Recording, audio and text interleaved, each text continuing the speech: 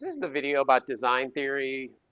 Theists say there's a lot of design in the world, there must be a designer. Super simple argument, been going on forever. Kant laughed about it 250 years ago. I still get emails arguing with the same two aspects of this position. So there's two questions here, really. One is there a man behind the curtain? Second one is, if so, who is that man?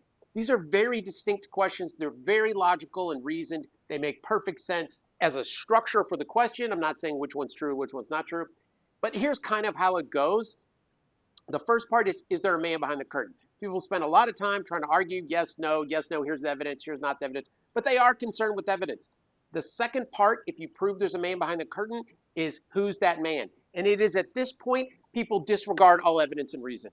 Halfway through the argument between question one and question two, it's abandoned because people then feel like they can just insert whatever they want in the gap.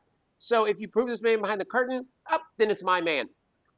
You can't abandon reason at this point. Show me who the guy is behind the curtain. You can't because there's no way to know at this point.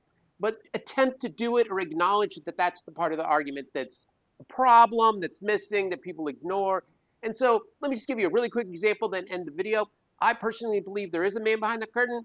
I don't argue from design theory. I don't argue that the world is built for us. I think we actually evolved to this world and that a lot of the natural law comes from something we don't understand.